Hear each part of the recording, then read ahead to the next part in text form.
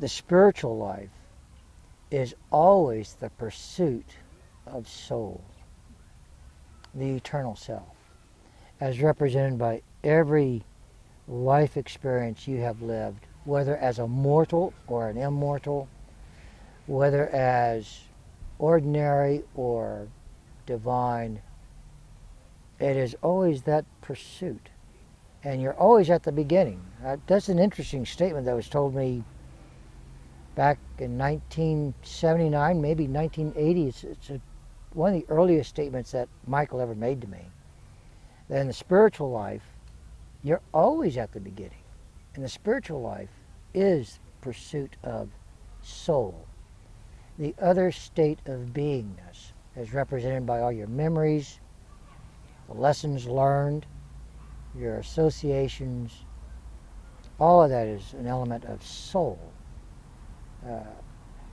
There's a difference between spirit, which is, again, pretty much like a tabernacle. It's spatially locatable. It has certain dimensions. But within the soul, within the thing that is bounded, is the boundless. Within the thing that seems to have limit, and I speak of spatial locatability, that within that thing that seems to have limit is the limitless. It's really fascinating. What is the first step in unlocking the greater self? It's spiritual pursuit. There's I don't know of another way to say that. But if science and philosophy have their method, which involves critical thinking, the spirit also has its method, which begins with critical thinking, but then you use the critical thinking to go into areas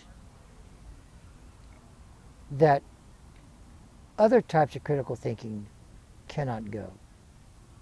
They have limits. We have limits, but not the same limits as a scientist or a physicist.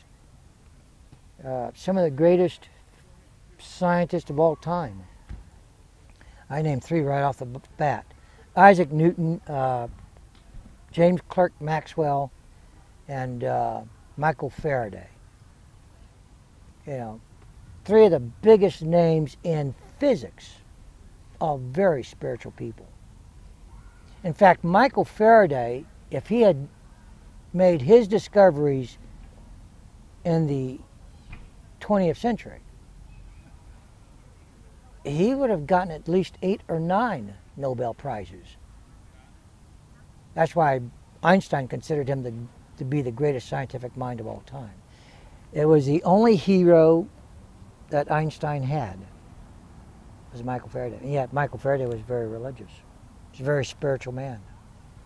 But there are limits to what that type of critical thinking can do.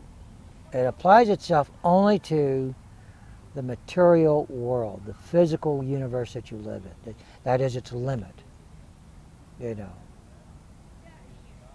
I teach critical thinking, but more on the philosophical level of philosophy, where you have the laws that govern intelligent thought, and you have the criteria of plausibility, the law of explicandum, then you have truth systems. And you go from the world that is observable to the world that's not seen. What's strange is that both scientific method and metaphysical method, as I promote, both rely on a faith, a certain kind of faith. I'll give you a good for instance. String theory. There's a big conflict between physicists on whether or not string theory is actual science or is it a philosophy. Well, people who believe in string theory says, well, we may not be able to observe it today, we may not be able to test it today, but sometime in the future we'll be able to do that. Now, folks, that's a statement of faith.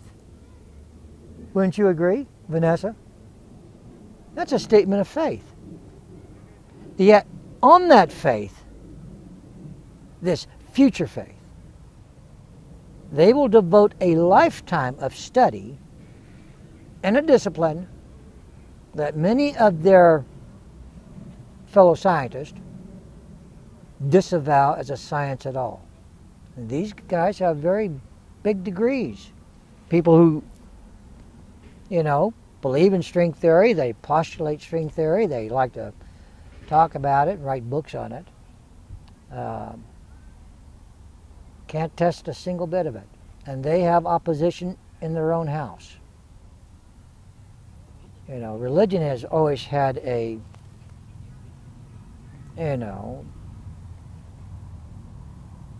certain framework that dealt with spiritual issues, especially the revealed religions. That by revealed religions, I mean the big three, which is Christianity, Judaism, and Islam. But their framework never worked in answering hard-based questions that had to deal with the observable world. And they picked a fight with science early on. And so science has never forgiven revealed religion for burning people at the stake. Remember Giordano Bruno got burned at the stake because he dared to say that there are other civilizations on other planets, and that we weren't and this is in the Middle Ages. I'd like to know how he knew that before he ever met Edward Hubble. How'd he come across that? But he just deduced it. You can think your way to a solution. I think I wandered far afield from what the question was you asked me. Well, that's fun. Yeah. I think regardless of where you are spiritually, your spiritual heritage, lineage, the methodology, the paradigm starts at the same place. I am a critical thinker, but I understand the limitations of critical thinking. And I think most scientists and philosophers who are honest will tell you that there are definite limits. Not everything that is real is provable.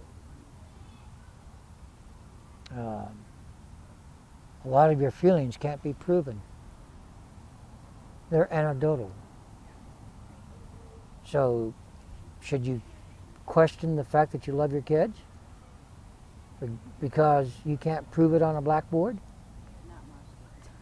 No. Well, I would. I know it. Yeah. Because you throw in frustration in there. Raising children can be very frustrating. A lot of things that have realness or reality to us simply cannot be proven because they deal with feelings. And most feelings I tend to discount if such feelings are not based on the rational. Again, there's a limit to the rational. But once those demands regarding the laws that govern intelligent thoughts, once those demands have been met, you're at liberty to have your feelings. To say that, well, I feel that so-and-so is lying to me. Well, how do you know that? Well, I feel that someone is being dishonest. Well, how do you know that? What's your evidence? Well, I just have my feelings. Well, then we'll dismiss that. Since your feelings are designed to hurt another person, unless you've got the proof. Remember our country, the United States, you are innocent until proven guilty. That is our country, right?